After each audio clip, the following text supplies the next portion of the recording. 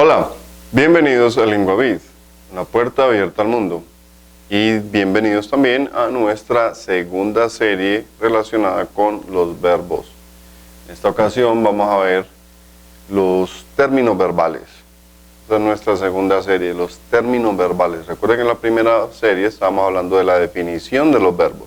Entonces, de igual manera, vamos a poner todo en contexto, en una forma gráfica para que tengan una mejor idea de lo que estamos hablando. Es un tema corto. Bienvenidos, vamos a empezar. Bueno, los términos verbales que vamos a ver son los siguientes.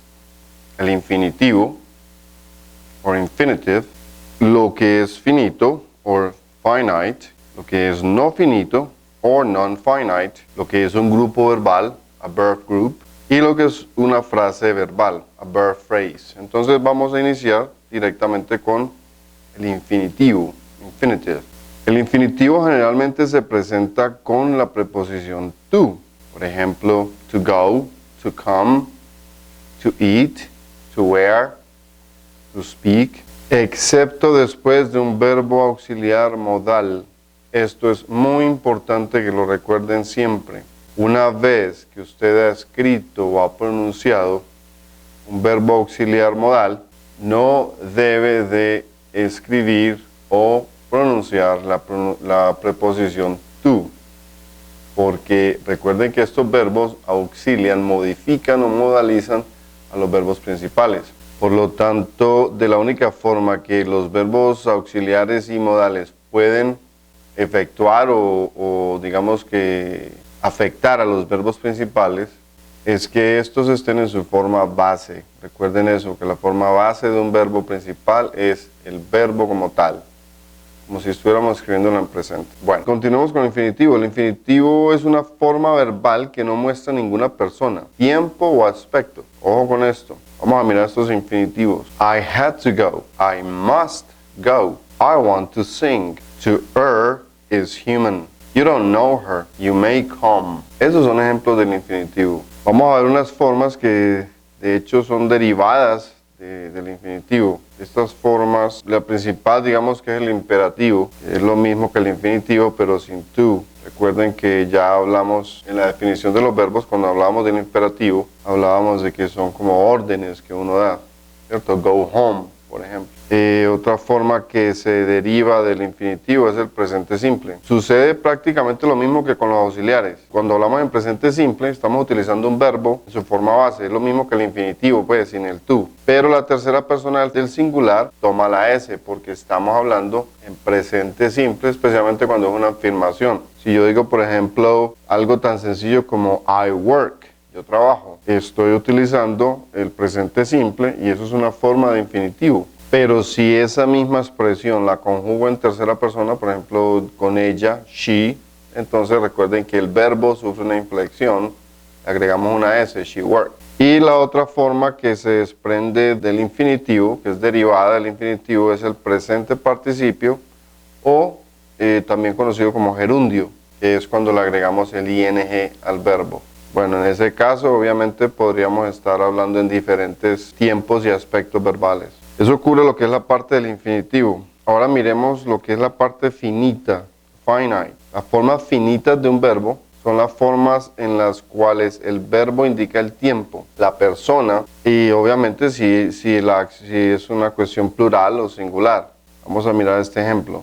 I go, she goes, he went. Miren que ahí tenemos a un sujeto directamente realizando una acción. No podemos decir que el verbo está en infinitivo. Las formas son finitas. Ahora miremos entonces la forma no finita, lo contrario obviamente de lo que es finito, non-finite. Obviamente como son contrarios, pues las formas no finitas de un verbo no indican ni tienen tiempo, no indican persona, ni plural ni singular. El infinitivo, el presente y el pasado participio son las partes no finitas de un verbo.